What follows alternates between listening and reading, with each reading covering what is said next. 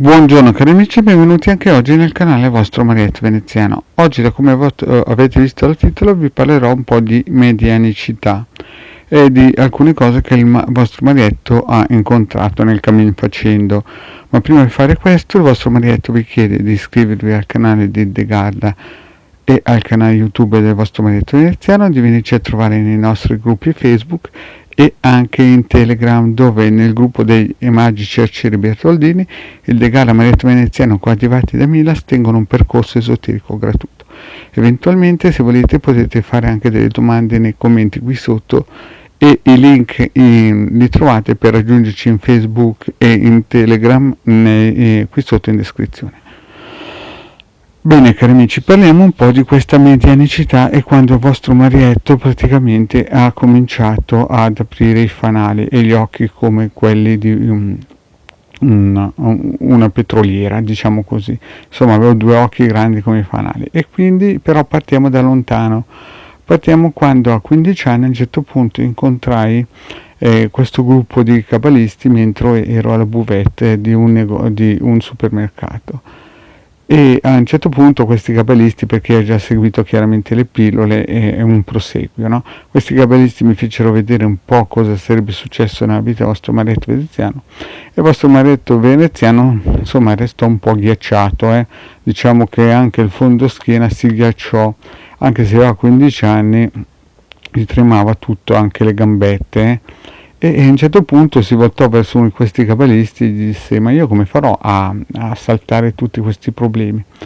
E il vostro Marietto insomma era sconvolto, ma uno di questi gli disse: guarda, in futuro ci sarà una donna che ti darà una mano.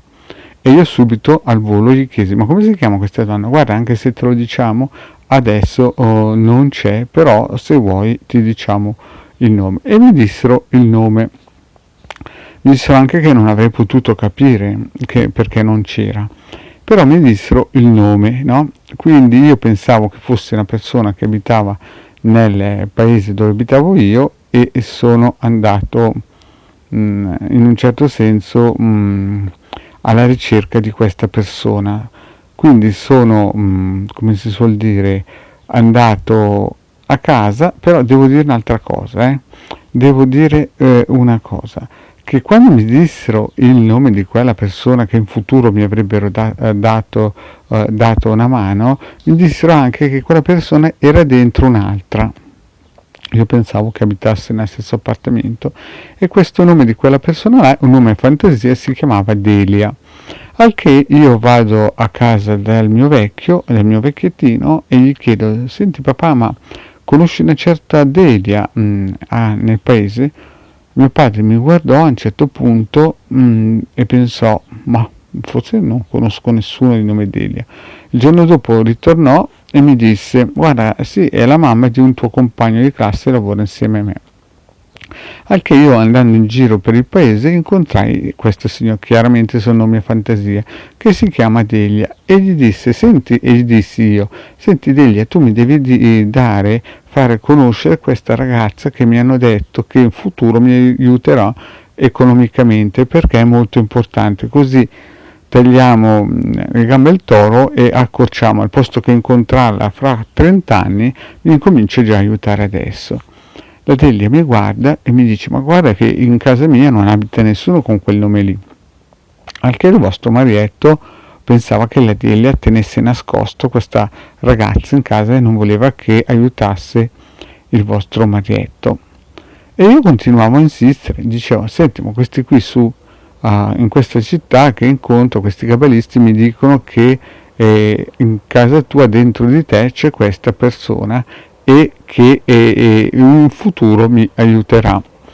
Al che la Delia mi guarda seriamente e mi dice: senti, lascia stare, adesso mi informo e guardo un po' cosa salta fuori, vediamo un po' questa ragazza chi è. Passa il tempo, io ormai quasi avevo dimenticato questa faccenda qui, di questa che mi avrebbe aiutato, perché sapete che a 15 anni si fa in fretta a dimenticare le cose. Passa il tempo e rincontro la Delia e mi dice: sai Marietto, ho capito chi è quella che mi dici te, E io ero tutto contento perché ho pensato, bene, adesso me la fa conoscere così mi aiuterà. E mi dice la Delia, sono io. E io dico, come sei tu? Sì, sono io nella prossima vita, mi sono informato e sarò io nella prossima vita. Anche il vostro marietto ha aguzzato le orecchie, la guardo e gli dico, senti Delia, ma allora ti devo addormentare, così mi dai subito una mano. E lei mi guarda e mi dice, ma io non voglio essere addormentata, caro mio. E quindi la storia finisce lì. Io pensavo, ma forse quelli su i cabalisti mi hanno preso un pochettino in giro. Passa il tempo e alla fine io vado a lavorare con la Delia, diventiamo amici, lavoriamo al stesso piano perché lei lavorava in un ristorante e io vado a fare il cameriere. Verso 22 anni purtroppo la Delia lascia questo mondo vibrazionale mentre lavoravamo assieme per via di una malattia grave e va a miglior vita. E chiaramente il vostro marietto va al funerale. Ma cosa succede mentre va al funerale? Insomma, tutti restano lì, insomma, tristi, io ero veramente molto triste. Succede che appunto la si vede che viene seppellita e via. Passa il tempo e a un certo punto una notte il vostro marietto sente ciao Mario, al che il vostro marietto era a letto e pensa, caspita, ma chi è che mi ha salutato? Accendo la luce e non c'era nessuno, vado in giro per l'appartamento e non c'era nessuno e vado a letto. Il giorno dopo ancora, ciao Mario, e il vostro marietto si alza, va in giro per l'appartamento e dice, ma caspita, ma chi è che mi chiama, mi saluta? E ho pensato, se non fosse perché so che la povera Delia è andata in cielo, il vostro marietto penserebbe che sia lei.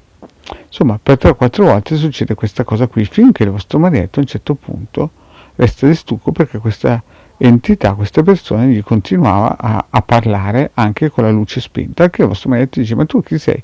Io sono la Delia. E insomma ci siamo messi a parlare.